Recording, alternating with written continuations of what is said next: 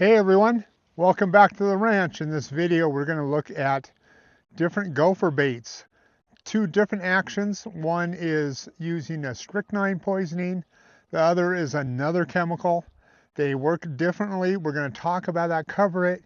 Why would you want to use one over the other, and how to safely use it. We'll be starting with my personal favorite, Martin's Gopher Bait 50. This is a granular product that is coated with strychnine, 0.5%. It is a neurotoxin, very fast acting. The animals, after they ingest it in a short period of time, within hours, will start to die.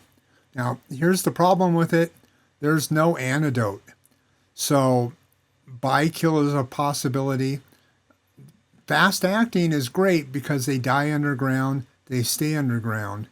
But if they could get to the surface and an animal, a bird, or anything would eat off of that, it's possible with the dosage that that could be fatal for that animal, which is not good.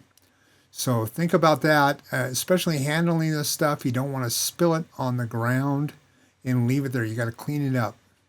And safety procedures with this, we'll get into in a second. Very important that you follow them to avoid poisoning yourself also. When I use the Martin's Gopher Bait 50, I use it mostly through the Gopher burrow machine that's attached to the back of the tractor. This is a device that subsoils the product underground where the gophers are, and they get to eat it down there, stay down there, die down there, and rest in peace underground without possibility of having animals get it on the surface. Now, that brings up a safety point. I don't use this anywhere that my dogs are. And we'll talk about that more when we get into the Kaput D, which really is a selling point for that product. Now, obviously, using the burrow maker is for large scale. So closer to home, you can use either a probe, or you can take a shovel and dig down into a local tunnel and place it in there manually. Now, both of those work. I do have a couple videos showing how to use the Gopher probe, and I'll put a link in the description below, along with a link for Amazon if you want to purchase one of those. That is a good option for areas, especially using the Kaput D, where you're in amongst livestock or your animals, or you're worried about something getting to the surface. Kaput D is much better for those areas where the animals actually are.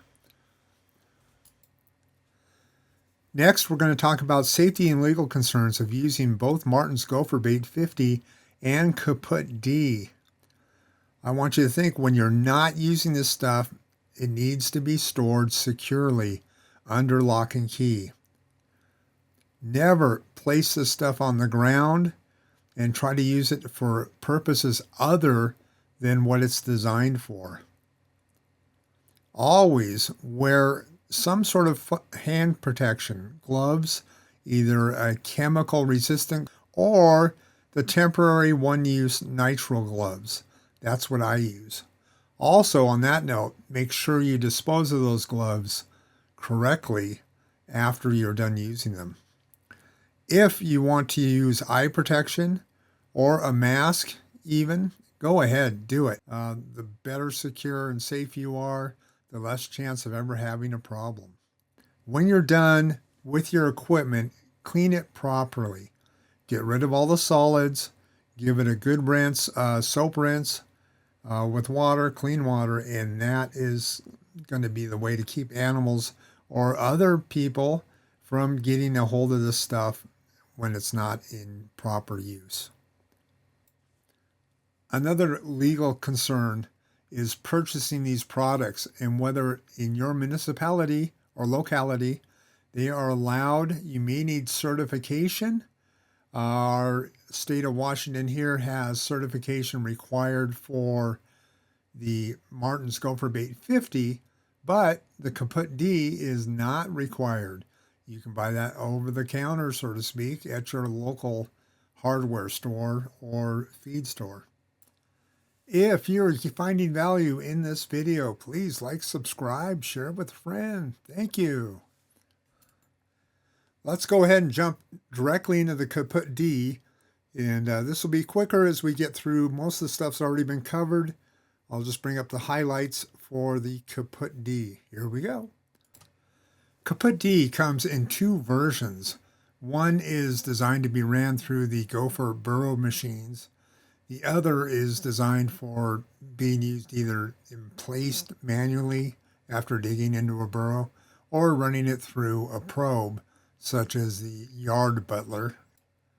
Both are made with 0.005% diphosphodone. Supposedly that's the proper way to pronounce it, even though it doesn't look that way.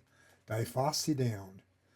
And that is what is nice about this particular bait, is it has that diphosphodone, and it is not immediately fatal when it's ingested.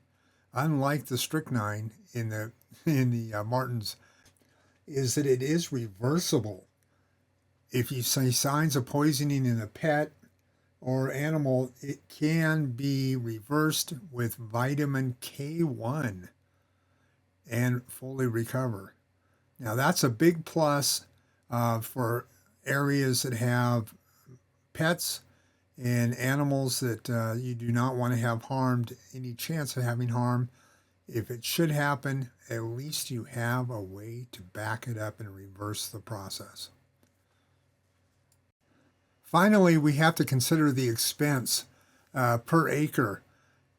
On the large scale, definitely the Martins wins out. It is expensive. You buy it in bulk, but running it through the burrow maker and the amount that you have to put out per acre is much lower to get good coverage, as opposed to the Kaput D, which needs much more bait per acre to actually be effective. That is a consideration, both in time, labor, and monetary expense. Things to consider before deciding on your plan of action and which style you want to use. As I've said before, I use both. I use some in the areas where the dogs are trained and kept, and then some in the areas, well, actually a lot out in the fields. Even though the sheep may be out there grazing, they're not going to dig holes into the ground and go after dead smells or whatever. So that's something I do worry about with the livestock guardian dogs, but so far they've been too, shall we say, lazy to actually dig big holes out there looking for dead animals. Also, another thing to think about expense-wise is on the opposite side, the Kaput D handles rainfall much better and moisture and doesn't break down as fast, whereas the Martins breaks down fairly quickly in moist ground in environments.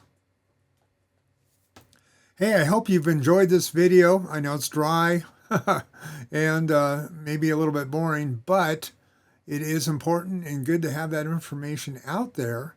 So please, once again, feel free to share with a buddy if you have any concerns or discussions about these two, or even a single version of rodenticide.